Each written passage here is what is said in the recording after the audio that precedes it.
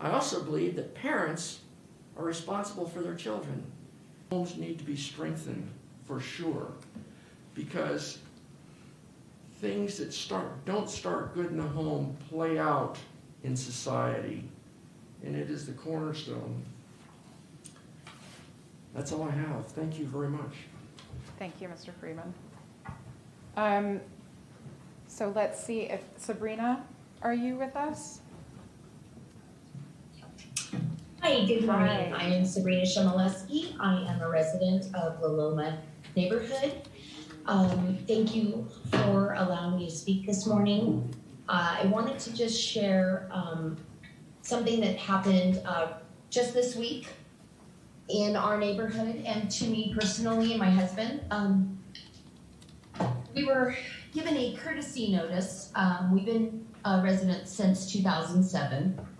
And for our vehicle, my husband actually was in the hospital, Stanford Hospital, for 8 days. And I wasn't able to move this truck and trailer that were parked on the street.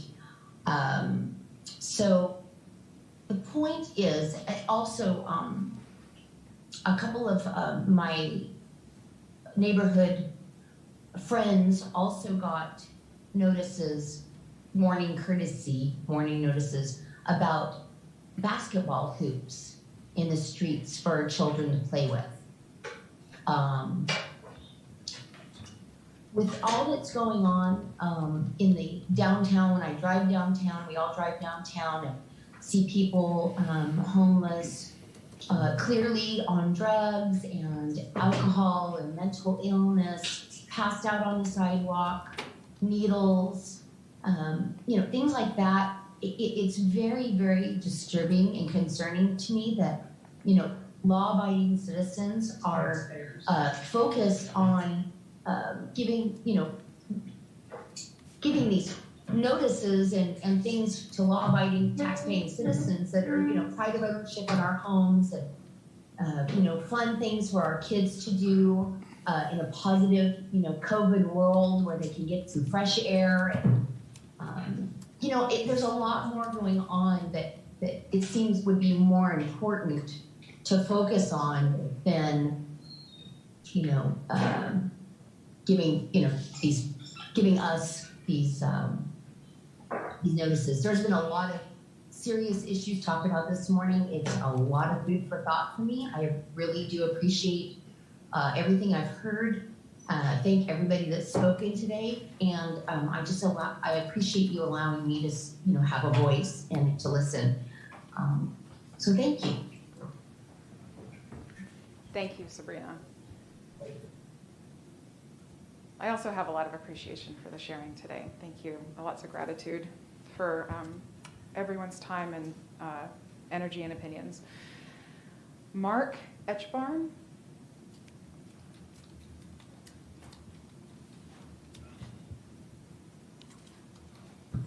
Good morning. Thank you for everyone's time. I don't think I need to exhaust all the opinions that have already been stated. There's a lot of really good ideas. I think the key to any program is proactive approach and not reactive. So this is good that we're holding this. Modesto has become Jellystone Park. We feed the bears. That's all there is to it. As long as we feed the bears will continue to take advantage of our great city. It doesn't mean that we can't help people. But it goes back to some of the ideas that the people have. We have, county hospitals that have been abandoned. Money is always an issue. We knew that all the roads needed repairs, so what did we do? We tried to increase taxes. It failed the first time because it was not pinpointed to a direct cause. Then Measure L said, we're using the taxes only for roads. Guess what everybody did? They embraced it. I don't think that anybody in Modesto is opposed to any of these actions or making things better, but these things do cost money. This isn't fantasy land. But if we have a pinpointed direction and we have leaders like yourselves that can lead us there, that's what the people need. I came up today only because I was afraid this was going to turn into police bashing. I support the blue. I think that they are like sheep herders. We are the sheep. And we have to have direction, and we have to be protected from all the wolves. To say that we don't have police, everything will be better, That is a complete farce. They're the only ones that are keeping us safe. Turn on your scanners on a Friday night. This place is bananas. Like, listen to the helicopters over the head. I don't even understand how we can keep up with the fuel bill to keep them eyes in the sky to keep everyone safe. I mean, this place it's going crazy. I think the key to some of this is rehabilitation. Back in the 60s, we had a very, very strong rehabilitation program where we would have psychiatric care for people. The unions destroyed all that because suddenly we had to have those people that were learning self-sufficient jobs, maybe cleaning in the streets, or give them menial tasks for direction to feel self-worth. That's now illegal because it's seen as a form of forced labor. These policies need to change, and it's not liberal, it's not conservative, it's just common sense. Like, we need to implement real change, and if it's community outreach, so be it. If it's more direction for the police officers, so be it, because they're literally doing everything they can. And I think that all you find people up here, well, you have the best intentions, you're also handcuffing them. Because like the previous caller or the Zoom person mentioned, when we're having people move basketball hoops off the street, but we have homeless people, laws are only being followed by people like ourselves that are willing to listen to them. Because everyone else, there's no recourse. I'll do one last point. I'm sorry I'm out of time. Turlock recently mobilized $500,000 to clean up their homeless off of Greenwood. Newsflash, they did nothing except for move them onto 99 in between Crow's Landing and Tuolumne. And we've done nothing to move them on.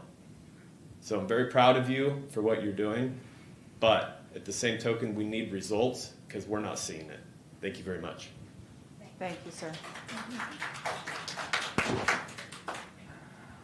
Okay, we're going to move back to Zoom, and Mr. John Lucas, if you'd like to unmute yourself and join us. Can you hear me now? Yes, Yeah. yes, we can. Yeah, I really have participated with Carol Stark, who spoke first, and John Mataka and Mr. Finch. I agree with a lot of the speakers that spoke already and the points they made. I'm for an independent police auditor and a community police review commission. And because I think that people in neighborhoods and communities all over the nation are looking for reform models for police, of our policing. This is not a challenge to the police. I'd like to see a civilian review board or commission will serve to support law enforcement, because the peer pressure that police officers feel from others, this will be taken out of the picture with, when you have an independent body looking at what's going on in the streets. So I'm here in support of both those things, and I, one thing I did never like about the police investigating themselves.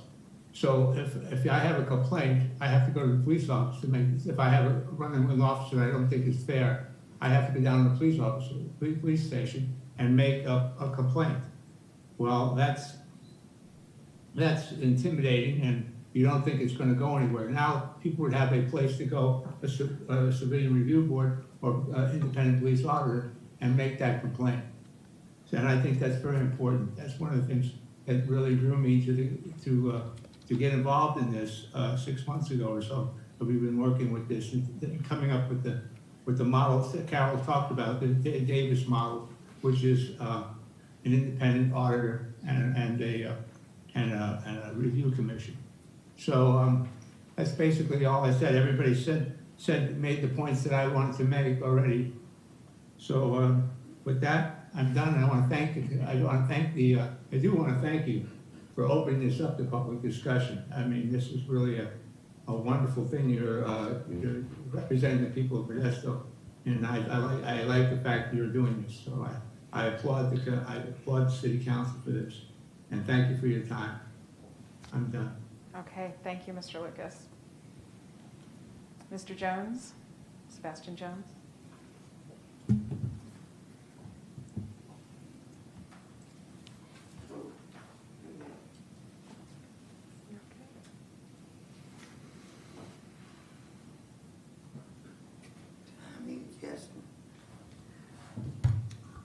All right, good afternoon.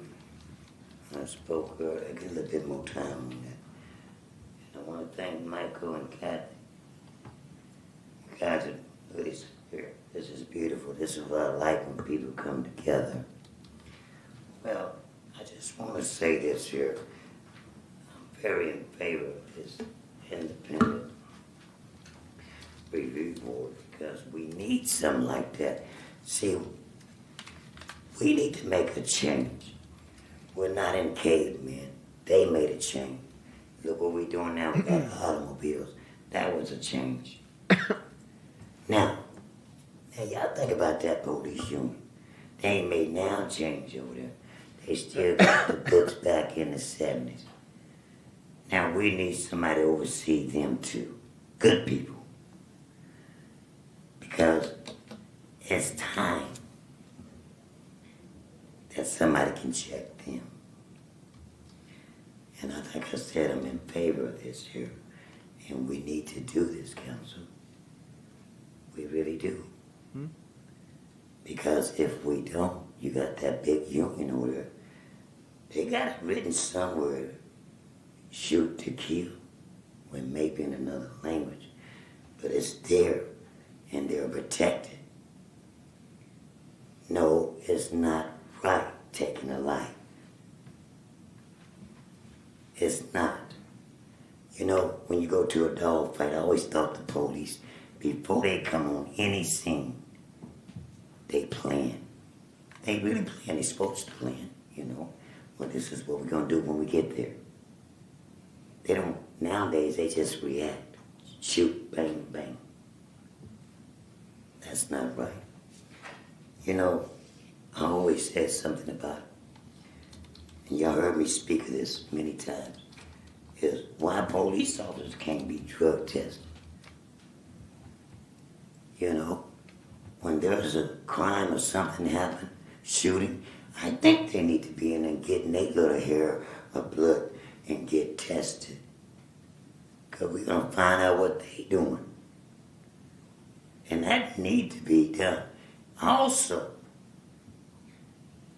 you know, I heard a lady was here. We need our police officer to stay in one neighborhood and grow with the neighborhood. Because if you know little Johnny is conflicted, you know what? You'll say, well, I know his parents, and let me take him over there, and let me do this and do this. And you get an officer coming from the east side, and he don't know little Johnny's a little afflicted. He gonna kill him. Yeah, he gonna kill him because he know nothing about it. But if you got a police officer, when I grew up, police officers grew with the neighborhood. They did. And they know your grandparents got about a minute and a half. And they grew with the neighborhood. And they knew your grandparents, they knew your mother. That's beautiful. So they switch these polices off. They don't have now an African American police officer on the west side. They've been on the east and the north side. We only got about 7, I think. I mean, I thank the police chief for what he done with the 7. I was looking for 20. I have been to, for the last 10 years, I've been to just about all the graduation from the police academy. Mr. Jones, I know. I apologize. I'm very respectfully going to ask that you finish your comments so that we can make wrap it up. more Okay. time. I'm going to wrap it up. Well, like I said, some things that we need to do. Keep the police officers in the neighborhood, and also have the police officers drug tested. And I think I've been speaking like this for 6 years. Nobody ain't listening to me. But I think you can weed out some people. And I want to thank you for your time and allow me to speak. Y'all continue doing this. This is what we need. Continue meeting.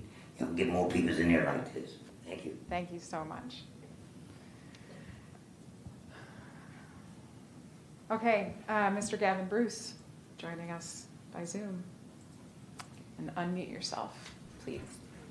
Hi, yeah, thank you. I just wanted to state that first I just want to just commend you all for having this meeting in the first place and for opening it up to the community. I also wanted to just mention just the fact that we're all here, even though we might all have different ideas about, how to fix these issues. I think that the fact that we're all here is a good sign that we're all working on it and that we're all, we're all invested. So I wanted to touch on a few things that were said. I think I've heard a lot, just kind of like in the media and through comments just in general and kind of just conversations I've had where people say, it's just a few bad apples. And that might be the case. I think that probably is the case. But the saying is, a few bad apples spoil the bunch. So if you've been dealing with, if your interaction with the police is dealing with a bad apple, that's going to reflect badly on the entire department, and it's going to taint your ability to deal with the good apples, so to speak, because you've had those negative experiences. To use an analogy, if you go to any kind of retail or restaurant establishment and the waiter spits in your food, that's not just a negative reflection on that waiter. That's sort of a negative reflection on the entire establishment and the fact that they have hired that person in the first place and they continue to keep them on. And so I think you kind of draw at least that parallel there. Secondly, I wanted to mention there's a lot of mention about needing to have these community programs and stuff like that. It all costs money. This was brought up by a couple of people before. But when you look at how much our cities are putting into policing, it's putting all of this money into enforcement, and there's not enough left over for the preventative aspects. Whenever we have an economic recession or a downturn, the first programs to go are those community programs that are broadly benefiting the community in ways that indirectly reduce the possibility that crime is going to be committed in the first place. So I think there needs to be a more honest discussion about how much resources are going into the police department, and what are some programs that we can fund, using some of that money in order to bolster those programs to make sure that that communities are supported and that people aren't driven to commit crimes in the first place. So again, I just want to just thank you all for having this ability to be able to speak, and thank everybody who came in and spoke and is offering their feedback of all different types. So thank you. Thank you so much. I apologize for those who have been here since the beginning, and you're going to hear me say these things over and over, but just wanted to remind folks that if you're joining us via Zoom and you want to speak, you can use the raise your hand function, and we'll bring you in when it's time.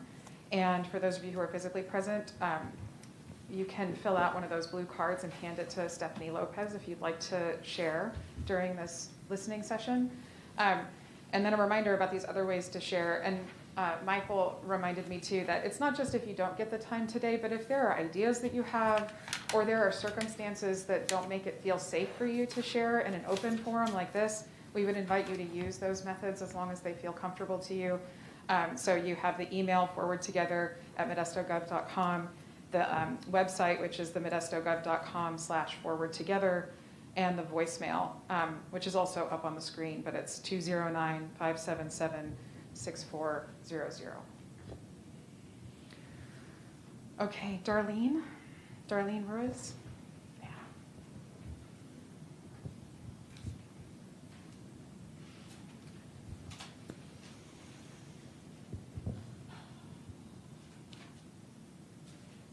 Good morning.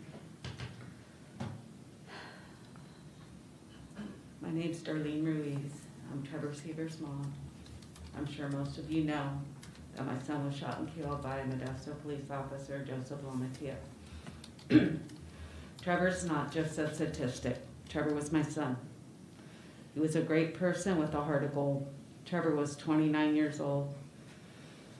He graduated 2 years ago tomorrow from San Jose State University. He received his bachelor's degree in health and science and a minor in kinesiology. Trevor had aspired to be an adaptive PE teacher.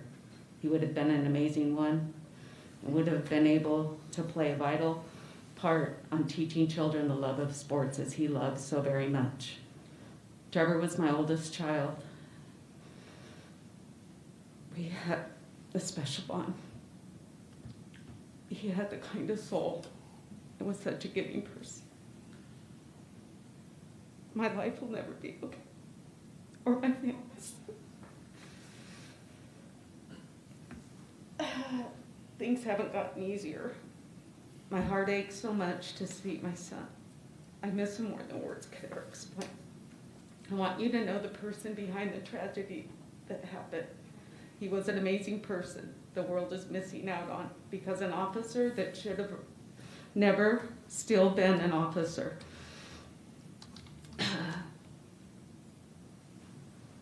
The entire department let down Trevor, not just LaMattia. We need reform through our entire police department so this doesn't happen over and over. Trevor did not deserve to die. There should be reform and accountability. Please help us honor Trevor's name and legacy by making changes to our city and police department with the following: an independent police auditor such as Michael Giannacco from the OIR group. We first need to uncover the issues in the police department before we can fix anything. We need to see where exactly the issues are. We need an independent firm to investigate the department, not police policing their own misconduct and practices. We need a mental health crisis team such as Cahoots. The mobile team combines mental health specialists and EMT to answer mental health incidents without police escorts. Cahoots was originated in Eugene, Oregon over 30 years ago and has been very successful. We also need an independent civilian review board with subpoena power and the police department not running the review board. We need to stop the gladiator mentality that our police department has been ingrained in the department for many years. We need to bring transparency and trust back to our city. Thank you.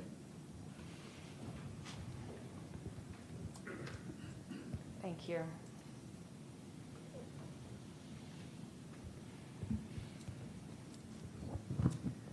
Okay, Will Kelly. If you'd like to unmute yourself.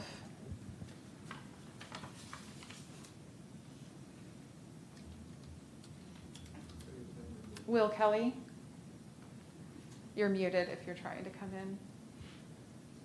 There. Oh. Still muted. There we go. Can you hear me now? Yes, we can. Can you hear me now? Yes. All right. My apologies. Thank you for bearing with me, and thank you to the council for taking this first step in this process.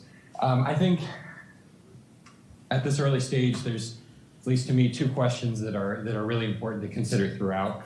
What do we expect from policing in terms of transparency and accountability when their actions fall short, and of course in the most extreme cases when officer commits a crime? And what do we ask from police in terms of what problems do we expect or ask policing to solve? And I think the two are related. To the first question, I think as there's been a tremendous amount of discussion around, there are common sense things that are in practice in other places that provide some measure of independence to the internal affairs process and provide transparency to the community and to the council so that they can understand what is happening, what the findings of internal affairs investigations are, and what policy changes can be made to make improvements in the future and prevent tragedies. I also think there's a growing recognition that we need to ask about what problems are left to police to solve, particularly over decades as other systems for promoting social well-being, most importantly, I think our mental health systems have been defunded and hollowed out. The spillover, the human suffering created, often we look to policing to act as a Band-Aid on some of these really deep systemic problems. And there too, there are solutions like Cahoots and like many, many other cities trying to find alternatives to policing to respond to problems that police officers may not be trained to address, may not be the best option for serving. And I think there's, at least in some of my personal experience and conversation, some growing recognition among policing and police department leadership that alternate services are needed. So I think putting these two pieces together, I think there's a wonderful opportunity for the city of Modesto at this moment in time when we have so much focus on this issue to work on both at the same time, and especially with the abundance of funding opportunities from the eye-popping state budget to the American Rescue Plan to probably more stimulus and relief funding coming soon. How much is it going to cost shouldn't be an issue, especially when these programs are shown in the long run and overall to reduce costs and help the city. So really excited for this process and to support it however I can. And I'm certain that working together we can find some really great solutions that the city can implement. Thank you. Appreciate that, Mr. Kelly. Thank you. I want to check with the council real fast and just make sure that no one needs a break, a stand up and stretch break. Probably should have done that a half an hour ago. Okay. We didn't. All right. Why don't we take a 5-minute break? Come back at noon because then we'll break for lunch. minutes. Thank you. I Just 5 appreciate that too. And Kate, this is one more. 5 minutes.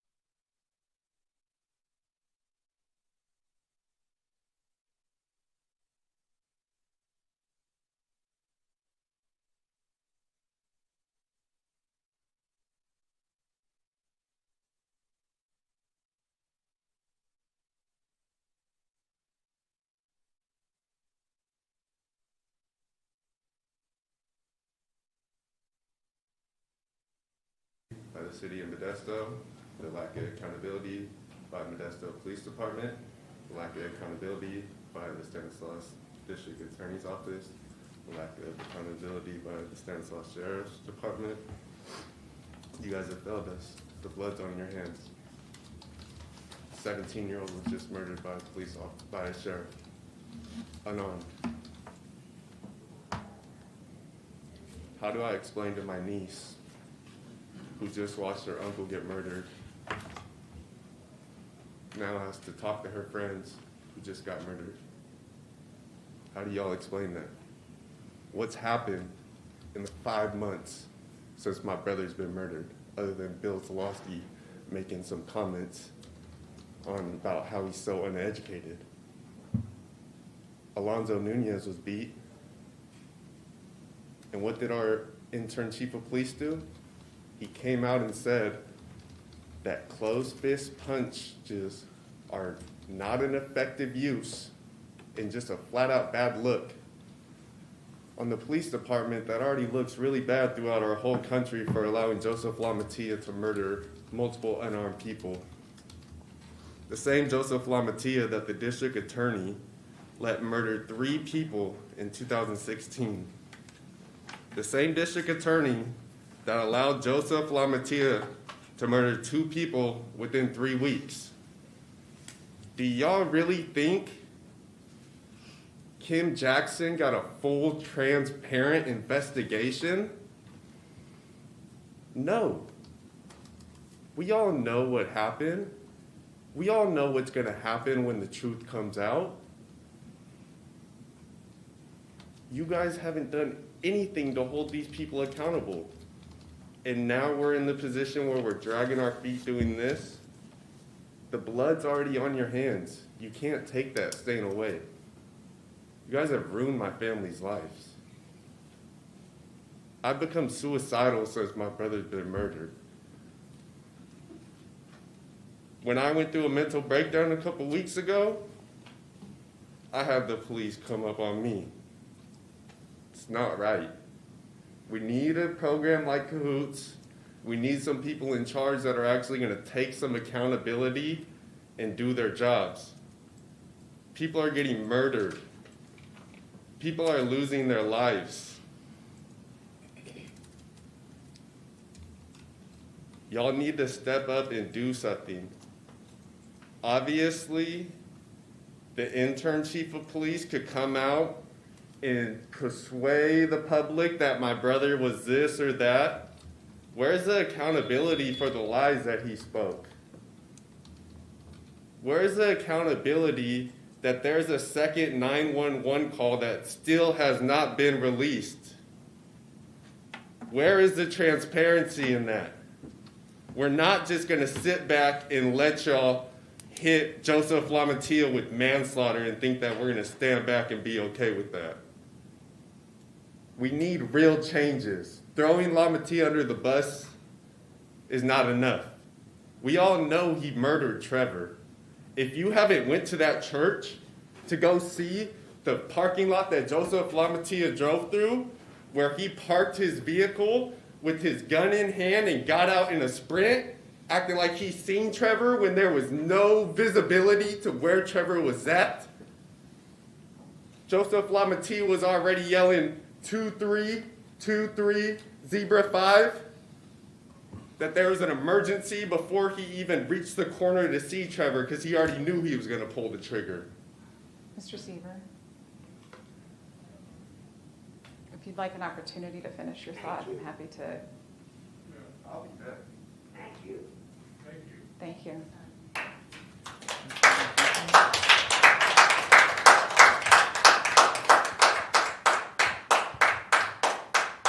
Okay, we are going to move back to Zoom. And just as a reminder, if you're joining us by Zoom, you can use the raise your hand function and we'll bring you in. Amanda Duran, if you'd like to unmute yourself and join us.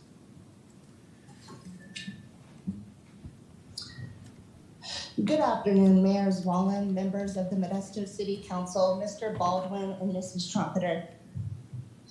My name is Amanda Duran, and I have a few recommendations for the Modesto Police Department. My first recommendation is that the police be required to use de-escalation tactics through effective communication, as well as issuing a verbal warning before any use of force is executed. Reduce the potential of police brutality by exhausting all other means of force, excluding chokeholds or strangulations, before shooting anyone. They should not be shooting anyone.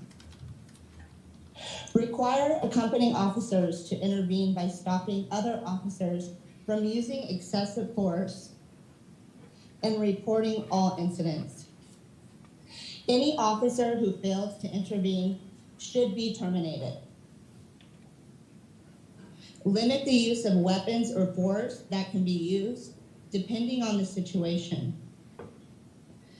Mandate comprehensive reporting every time officers use or threaten force against someone, and require all incidents be reported. All video recording should be immediately made to the public for full transparency. Require mental health professionals to accompany and assist police officers on all calls. And increase drug testing and mental health screenings for all police officers. And that includes my recommendations for the Modesto Police Department today.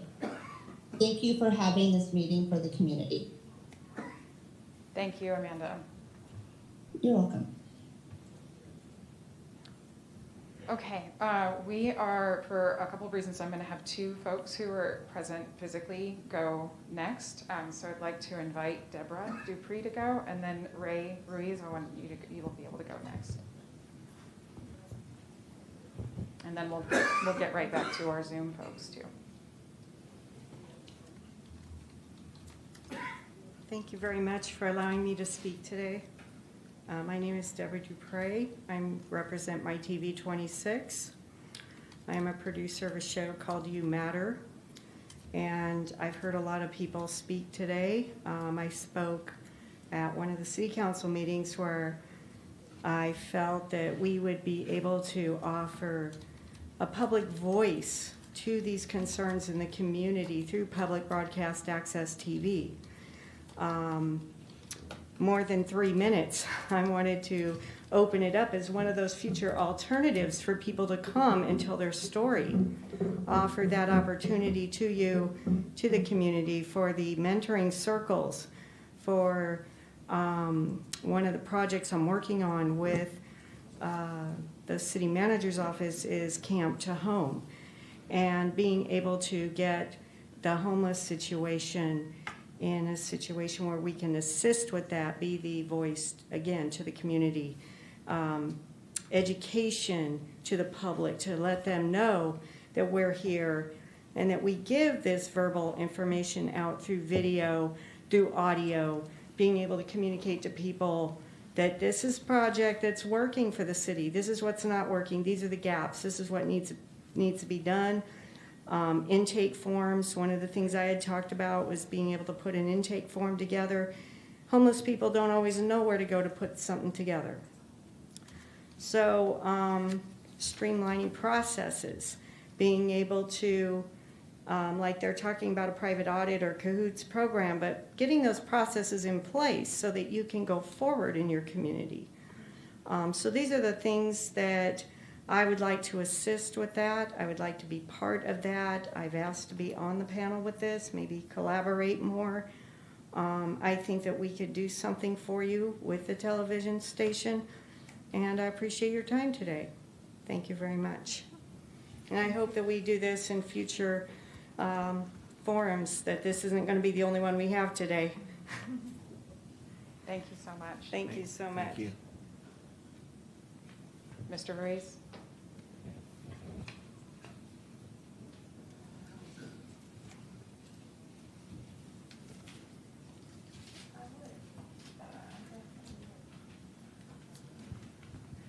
Hi, guys. Thanks very much for the time. I'm here just to talk a little bit, real quick, about, I'm really in favor of independent police auditor and a civilian review board. And specifically to talk about Michael Giannacco down in Los Angeles and his group, the OIR group. I had the privilege of speaking with Mr. Giannacco twice this week. And what an amazing man, an amazing group he's got. His team can come in and help Modesto, help with police practices, help set up the civilian review board. I really don't think that, we can do it ourselves. And he's just, you can look at his credentials, just a tremendous individual and team to come in and help a city.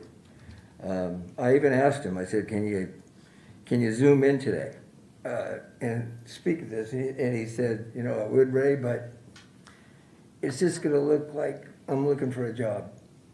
And unfortunately, he's extremely busy. I wish he wasn't. Then cities wouldn't have the problem that we have. But he's helped many, many cities all over the United States. And that's what I'm here for, is I hope we take the time to look at someone to help us with police practices and a civilian review board, because I think his team can really help. Thanks very much. Thank you.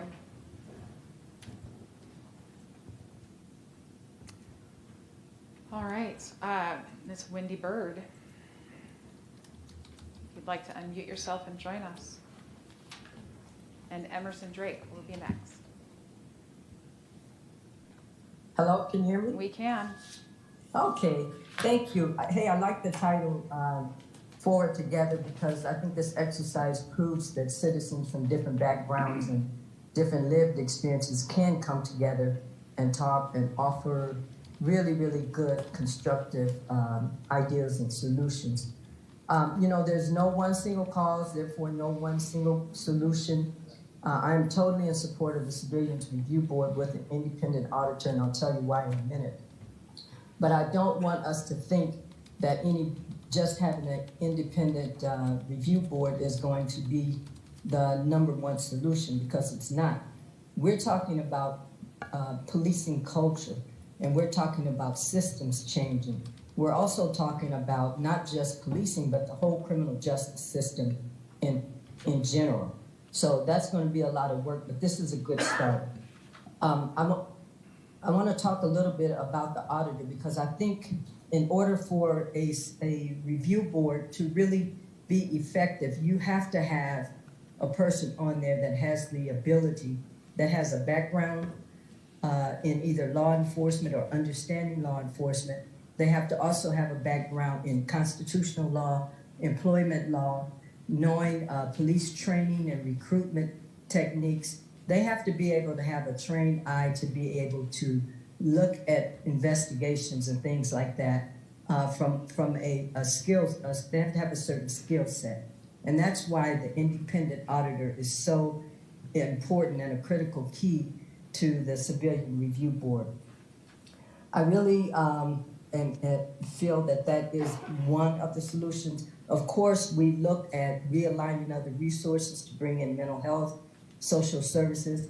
And again, we have to go back to the root cause of crime. Some people think that the only way they can stay safe is by hiring more police. Well, police can't do it by themselves. We have to get back to helping people. Now, a lot of new funding is coming into Modesto, and I'm hearing a lot of being allocated towards infrastructure, which is needed too, but I'm hoping that some will also be allocated toward human capital and human infrastructure, because we have to get back to the root causes of why people are doing what they're doing. And if you can eliminate that, you will eliminate crime. It's too much to talk about in just a 3-minute session. I appreciate the opportunity, and I think it's really admirable that so many people want to be engaged, and I would just encourage everybody to continue to stay engaged. And I appreciate the City Council taking out the time to give citizens an opportunity to speak. And that's all I'll say for now. I think I'll submit some other things in writing. Thank you. And I'm representing the NAACP, Modesto Stanislaus NAACP. Thank you, Wendy. And also just a good reminder about all the ways folks can submit feedback if you don't get to say everything today. Is up on the screen. There's an email address, a phone number, a website. And also just want to reflect that I know Michael and I are certainly hearing the desire for more of these moments to be possible, and also the request that we go out to community. So we're listening, and this won't be the last time. Mr. Drake?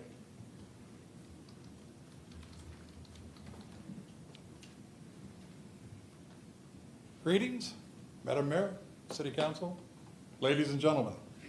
You know, the sign says our shared values, but what was the first thing that happened? Well, your shared values just got cut down by 2 minutes. Okay. So I expected a big line outside. There's no line. I expected more. I've seen more people on a Zoom meeting, a regular city council meeting, than I see up there today, and we're here for the specific reason to share. But no, that's not good enough. We have to cut that back. Now, I'll say up front, I'm for a completely independent auditor and a completely independent civilian review board. We need that desperately. Actually, and it's just not a condemnation of the MPD. Every major city across the country needs one of these. We've seen police officers radicalized across the country. We saw a blue stripe flag attack the Capitol. But hey, we're supposed to be reverent. Well, it doesn't happen. Not when in this town alone, we have our police officers spending time on Facebook and riding around in a helicopter instead of being on the streets. I mean, they go after citizens on Facebook, but they don't go after the police officers on Facebook. You've got a radicalized detective out there, and what did you do with him? You sent him for more specific training, like, what, SWAT? That makes a lot of sense to me. We also saw just recently the city attorney, former police chief, withhold information from a family about the difference between a breaching round and a beanbag round. To me, that's unconscionable. Because I tell you what, there's a difference between what those two do to a person's body. And to be allow that to not even be answered why we did that, I haven't heard yet. You know, I just don't understand. And now we've got a new committee you're sticking in between us and you. And it was after a phone call, because I didn't want to make suggestions that I wasn't sure about. I talked to the city manager's office, and yes, they generated that list of names that you haven't voted on. There's no, where are the citizens as part of that? You know, I was talking earlier before the meeting, and I said, hey, let the citizens that want to be part of it put their names in a hat, pull it at a city council meeting, and have actual citizens to represent the people. Well, you know, you don't like that idea. You never liked that idea. That's not going to get anywhere. We heard somebody earlier say, you know, maybe we need an independent psych review.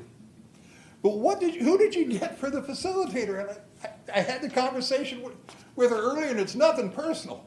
But it's the daughter of the man that does all the psych reviews.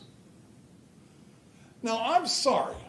If the citizens of Modesto are going to expect us to actually do something and not wait 6 months to a year like you've suggested so far, we're wasting our time. Now, this is a chance for everybody in the city that wanted to listen to be up there and listen. You don't have many people talking, but yet there it goes, 3 minutes instead of 5. I'm sure you didn't want to hear any more of me anyway. I thank you for your time. I hope to continue this conversation in public and not some little hole in the wall that you'll never hear about. Thank you.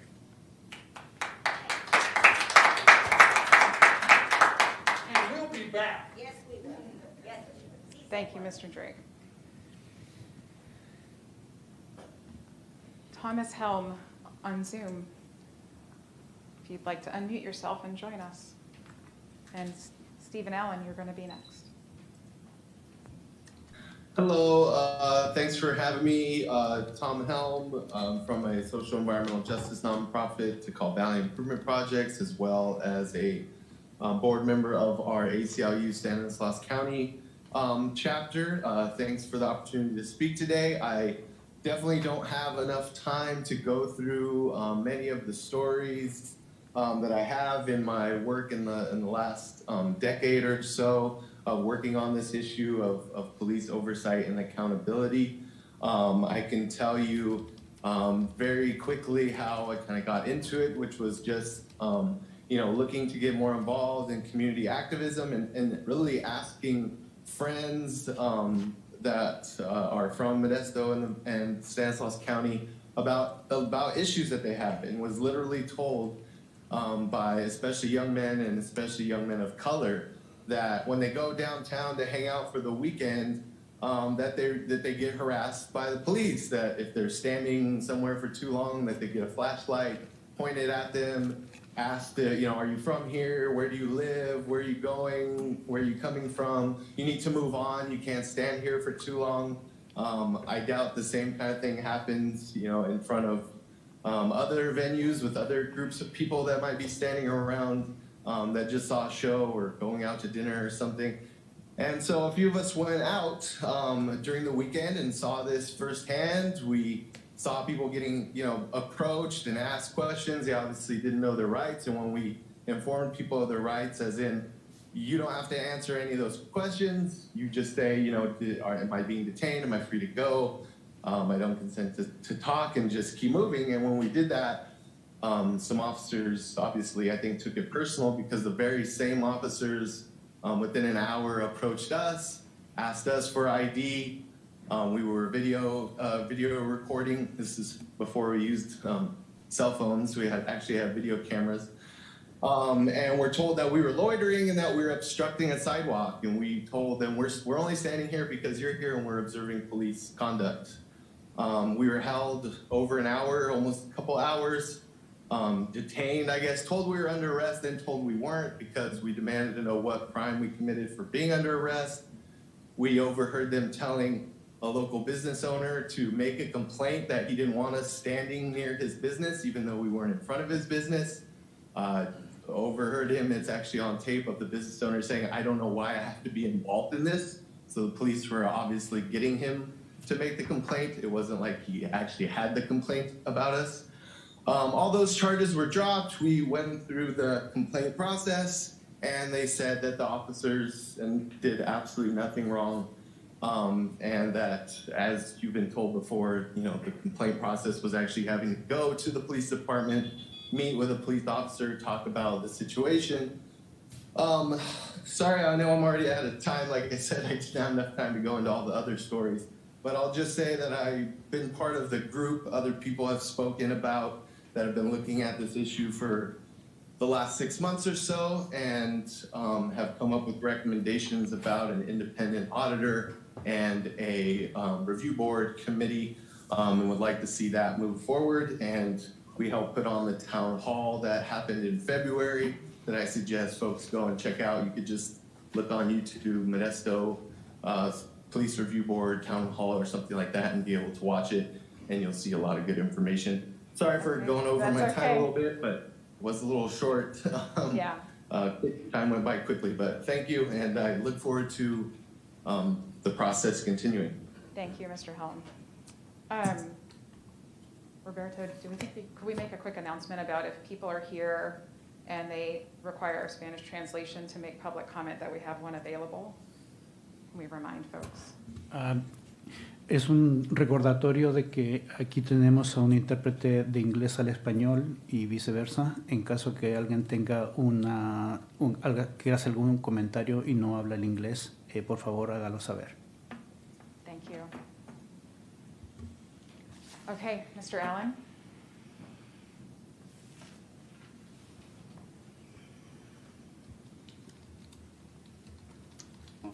Good afternoon. I just want to express what I very strongly feel should be two governing ideas as this town does move forward to create more police accountability. The first one is, obviously we all use the word policing, right? That's not like the wrong word or anything. But I think if we're really going to do this right, we need to make this dialogue about public safety. It is not only about the police force. It is not only about what you can do with a gun to stop a crime, etc. The second thing is, this might seem kind of like obvious, but it definitely does need to be pointed out. We are supposedly living in a democratic society. This process needs to be democratic. That means simply giving the people the predominant voice. I do not want to see police trying to hold police accountable. That's a silly idea. On the most elementary level, you can obviously not have criminals, allegedly, in any case, holding themselves accountable. And police are one of very few groups of people in our society that get to do that. We do indeed need an independent civilian review board with subpoena power. We need an independent auditor. And we need a program, and we keep saying like cahoots. I don't know that it would specifically be cahoots, because as I understand it, that is a specific thing to Eugene, Oregon. I'm not quite sure if they branch out. I feel like I've heard a little bit of that. But it's going to be like cahoots. As we establish what we mean by like cahoots, I just want to put an emphasis on reminding you guys that mentally ill members of your community are not animals, they are not dogs, they are indeed human, they are indeed a part of your community. And I often say things like, oh, don't be crazy. So I don't want to sound like a hypocrite, but when you speak from a position of authority as a council member in this town, Mr. Zalaki, you do not mock people that you're supposed to serve. That's disgusting. Okay? Additionally, yes, we can see that arrogant smirk behind the mask. That's disgusting. You sat here and listened to families that were victimized by this city. Okay? If you look across the board at the arguments against further accountability for police, none of them really directly address the real problem that everyone's trying to bring attention to. Yes, cool, good apples, blah, blah, blah. We have murder in this town by police. We have police raping their own stepdaughter. We have police in this town beating the snot out of people with closed fists.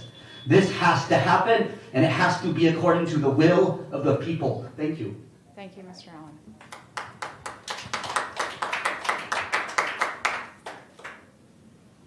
So seeing that we don't have anyone with their hand raised on Zoom, Ramon Rodriguez. Hello, sir.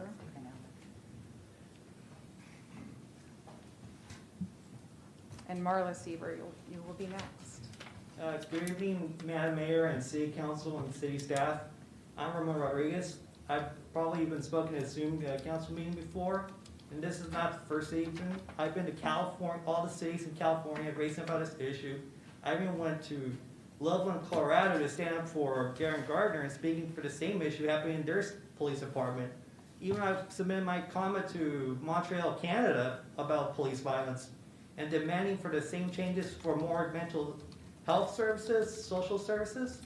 But for today, I'm going to speak about Alonso Nunes because he has been a victim of police violence from the Modesto Police Department, and I have not heard any single update from Gillespie. I wrote a letter to him and also to District Attorney Flatter, and I haven't got nothing.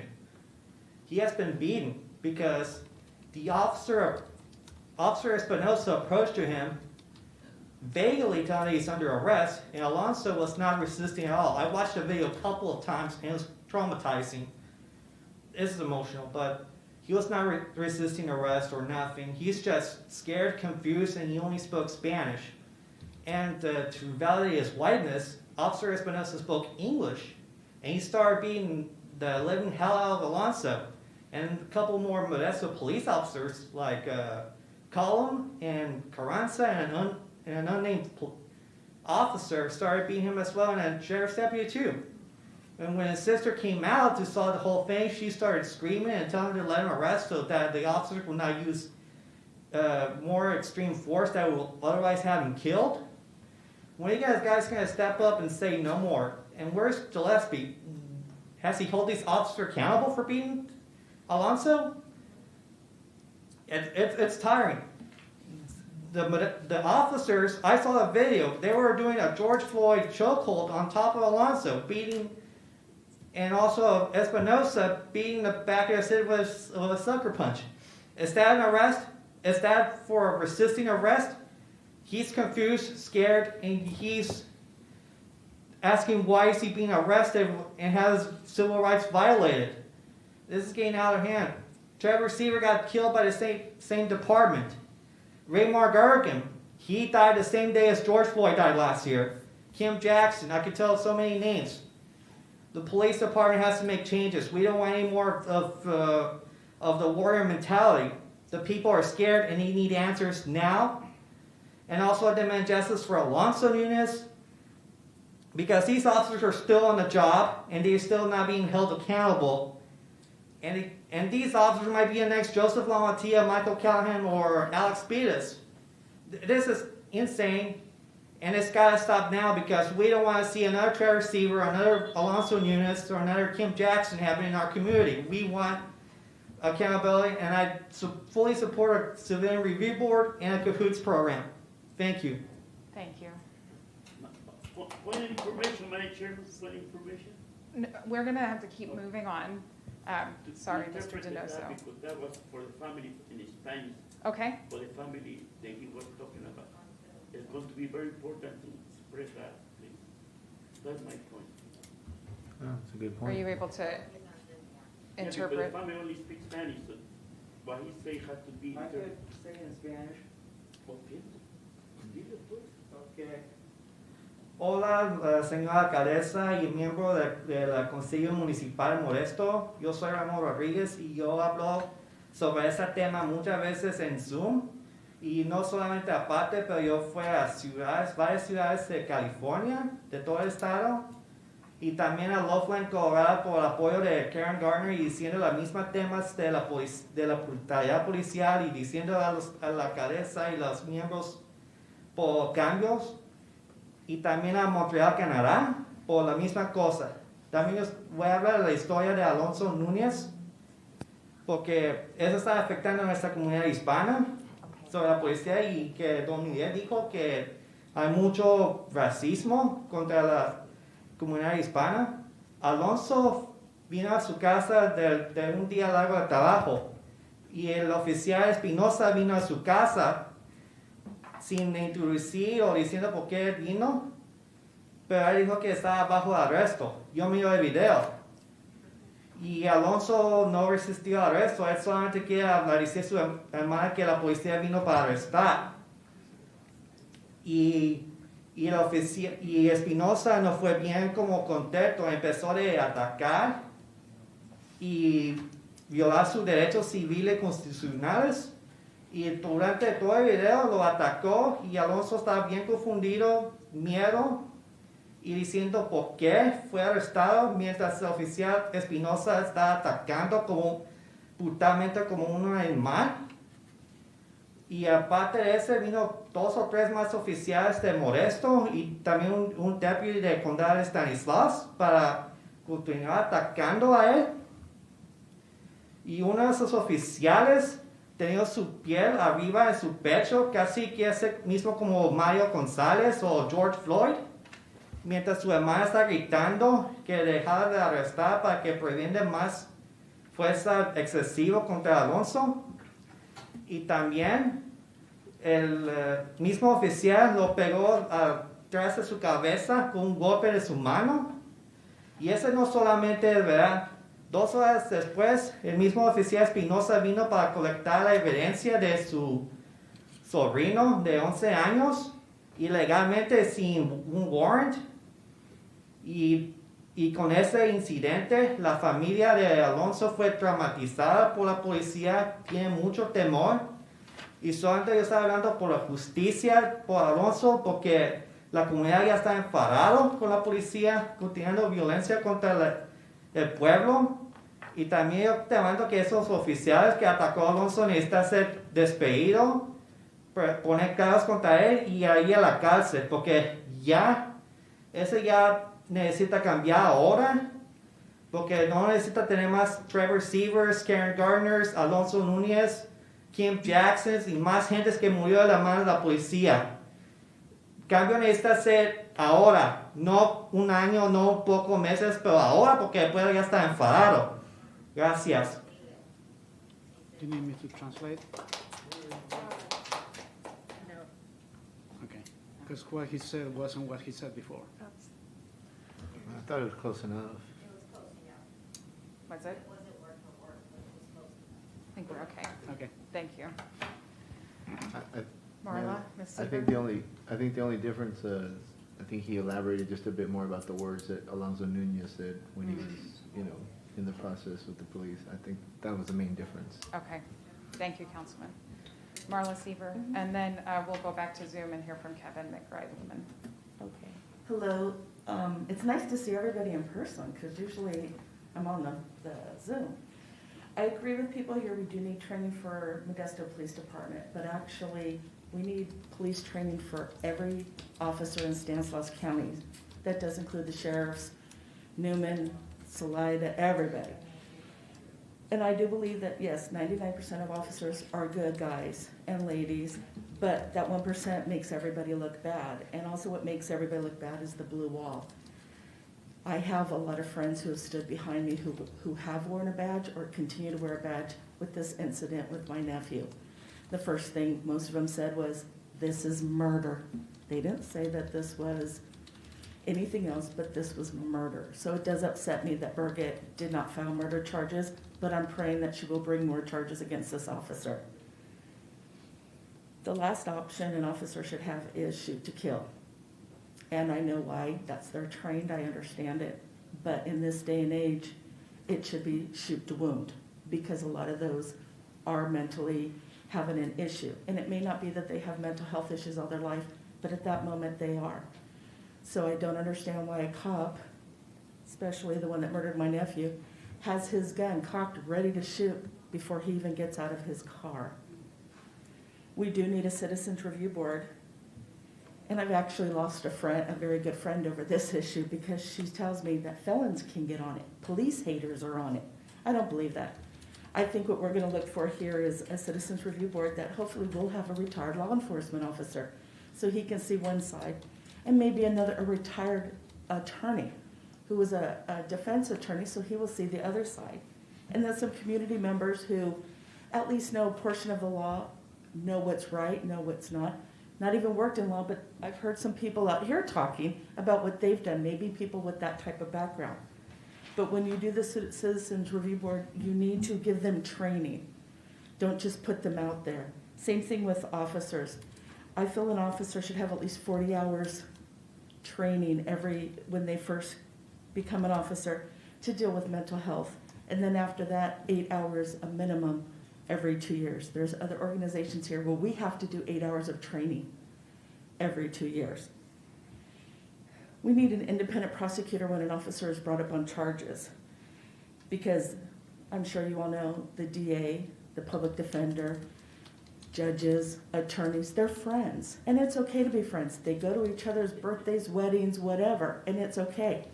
But when an officer is there because he killed somebody, especially somebody with mental health, we need a special prosecutor that's going to review this, not one who was that officer's partner previously. Thank you. Thank you, Ms. Seaver. Okay, Kevin McBride-Luman, if you'd like to unmute yourself and join us.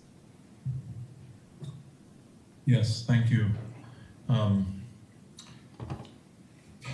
I wanted to say that I am a member of College Avenue UCC, and we heard Pastor Michael Schiffelbein speak earlier, and I am also in support of a civilian review board and independent auditor. I've been active with many of the activities of the Modesto Peace Life Center. And I'm someone who's a public school teacher in a high school setting, teaches school math, and I'm a proud union member, and unions need to be held accountable, and teachers, police, everyone needs to be held accountable. And it's very important that we move away from the gladiator, warrior, soldier model toward a guardian and protector, someone who is keeping the peace for everyone, regardless of their skin color. I speak as a white man, and I know that I have not had these experiences because my skin is white. I have not been slammed on the ground. I have not been handcuffed. I have not been arrested. I have not been pulled over and my life put in danger when I was speeding. Like, these things happen, but because I have white skin, it has not happened to me. Some people think that because it's not happened to them, then it's only happening to criminals, and that's completely wrong-headed and misguided. So I also want to speak briefly about my wife and I and my daughter and a close friend of mine who's a teacher, and his daughter and her boyfriend we walked with the Black Lives Matter protest on 4th of July last year, and we witnessed disturbing things happening. Overall, the CHP and Modesto PD did a good job of, preparing and keeping things peaceful, but I witnessed Modesto police officers in their vehicles doing things that were, me as a teacher who works to keep peace in my classroom through de-escalation of every situation with any student who might be agitated. I saw police officers escalating and pushing toward a conflict. I was surprised given how a couple of these police officers behaved, and most were wonderful, but I talked with some, and there was lots and lots of supportive peaceful support, but we had some who were using their vehicle to push against some angry protesters, and I was afraid we were in a moment going to have a fatality a couple times because, officers who could have just waited a moment, taken a breath, given more space and time, were pushing against people who were very agitated. And so the training needs to happen, the learning how to de-escalate needs to happen. Thank you for your time.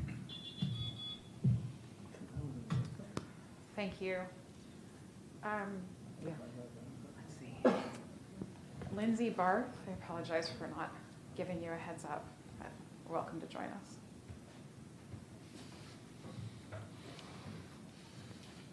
Hello, never done this before. I'm the person, that's the everyday person that nobody knows about. Never done this. I'm not on the internet. I don't email. I don't text. I don't do nothing. I just talk to people on the phone. Anyway, in our neighborhood, we have all 4 races, and I live on the east side. They're great, everybody. We get along, we work together. We love the police officers, every single one of them. When they come through our neighborhood, we are glad to see them. Why? Because we're only 2 blocks away from the shopping center where you get people roaming through trying to exchange drug deals, getting in your garbage cans, and doing a lot of other stuff. We don't live in fancy houses. We're just regular folks. Just regular, everyday folks. We love the police officers. We think they're great. We know that once in a while, because of split-second decisions, sometimes difficult things happen. But overall, we really are thankful for our police officers. They've done a great job in our neighborhood. And by the way, I have been pulled over for a few tickets and stuff. When the officer says, "What's your wallet?" Okay, I give it to him. Step outside for a moment. And, that happened one time. Maybe it's because look, see if there, what was going on the inside, if it had a weapon or something. No problem. That's part of our big problem here. The suspects often are the ones that escalate the problem. Probably 9 out of 10 times. If they would just do what the police tells them to do, none of this stuff would happen. But they don't. Put the gun down. Get on the ground. Put your hands up. But they don't.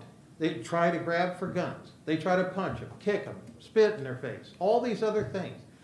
That's one of the problems where we've got these. Now, when it comes to people that are struggling with mental illness, we do need to probably work on our mental illness situation. As you can tell by my gray hair, at our time we had state hospitals. And we put these people in the state hospital. We didn't have any people like this that are really struggling roaming around. They were in state hospitals. It was just that simple. They were committed and put in a state hospital. Now, I realize that's pretty drastic today. But we got to do something about these people that are struggling with mental illness because they, which nobody's mentioned, they're hurting people. And they're hurting people bad. And sometimes they're killing people. And that's why these officers have to do what they have to do. These aren't innocent people. Most of them have hurt people. They've hurt people. Sometimes they've even killed them, but oftentimes they just hurt them through robberies, punching them, you name it. The officer has to do something. I mean, how long as citizens can we just keep saying, well, we'll just do the best we can and let these suspects just keep coming out of jail and hurting us, coming out of jail and hurting us, coming out of jail and hurting us. It's time to put the hammer down on these people like we used to, and we had very little crime. Go back and look at statistics, shootings, murders, in the 70s, 80s. Not even close to where we're at now. Thank you. Thank you, Mr. Byrne. I just want to give folks a heads up that, as we stated at the beginning, we are going to take a brief break at 1 o'clock, which is in about 13 minutes. And then we'll be returning at 1:30 for those who want to stay with us. I'm going to go to Diane on Zoom, and then Mr. Crosby, Darius Crosby would be next, but I believe he's walked out for a second. So, okay, Diane, if you'd like to unmute yourself and join us. Okay, I think I did it. Yes, you did. Yeah, thank you for letting me talk. Actually, I wasn't planning on it. I emailed. But listening to some of the things I have since I signed in, I agree with the fact that most policemen are quite good and there's only a few bad apples. Unfortunately, the very training that policemen get is beyond the alert. Anything could happen, et cetera, et cetera.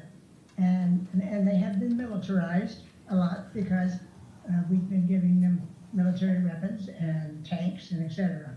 But I do disagree with one person. They said that if you just have to do what they say, well, that may be fine if you're white and if you look exactly like what they think you should look like, then there's no problem. But if they already have a preconceived notion, then things do not exactly work out as well as they could, because they already think that, because you're not white and maybe you're an off color, black, whatever, that you may be suspect. And right away they are on alert. And this doesn't happen all the time, obviously, but we do know it happens. I mean, all you have to do is watch enough TV and see some of these videos of body cameras that you have to exactly admit that this does happen. And I do believe we should have a Citizens Oversight Committee, because that is the reason we have police and the Sheriff's Department. And I do believe, by the way, that the Sheriff's Department should be included in all this, because they are in the Stanislaus County. So, I mean, we're all part of one, and that's something we tend to forget, I'm afraid. Yeah, we're not all the same, and we have to make sure that these police officers are trained well, and that, I don't know how to do that though, I'm just talking because I know it has to be done. There are experts that should know how to do this. And the other one gentleman talked about mentality. Yes, we used to have state hospitals. I'm not sure if they committed them though. I think they used them as needed. And these folks did get some help. And they're not all violent. They're just, some of them are just old and have been homeless and just wound up no medical, no nothing. So we can't wrap everybody up in one little bundle and say, oh, well, they're crazy, or they're insane, or they're mentally ill, and et cetera. Some of these people just get angry and then they lose control. So, and by the way, that's another one of the reasons that weapons have to be considered rather dangerous, because if folks have weapons, if they lose control and get angry, they might do something they never would do ordinarily. So you can't always say this is that and it's okay for that, etc. Anyway, and even the policemen themselves, I have no idea how they vet them, but do we know if they're coming from another area where they were fired or released or whatever they were? Do we know that? So anyway, thank you so much for listening, and I do hope we have a citizens overview, because the policemen and the sheriff's department are supposed to be protecting and all of us. And that's why most of us don't carry guns, because we don't, this is not the OK corral. And yeah. Okay. Thank you very much. Thank you. Take care. You too. Thank you very much. I'd like to remind folks that if you're joining us by Zoom and you'd like to speak, you can use the raise your hand function, and the other ways that folks can offer their feedback by email, on the web, and by phone.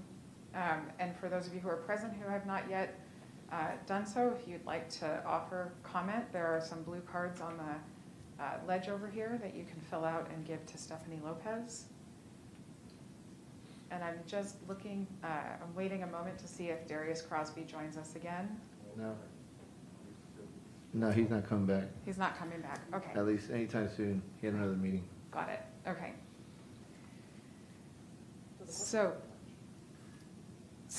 what we're gonna go ahead and do at this time is take a break for 30 minutes.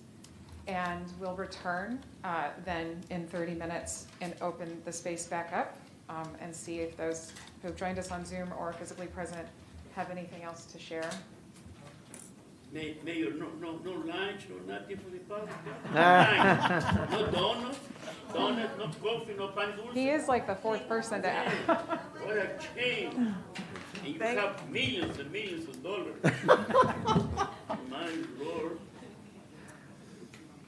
I hope that you're paying staff for somebody, city council member. All right, thank you. So we will return in 30 minutes, which will be at 1:23. Should we say that? 1:23 p.m. approximately that time. Thank you.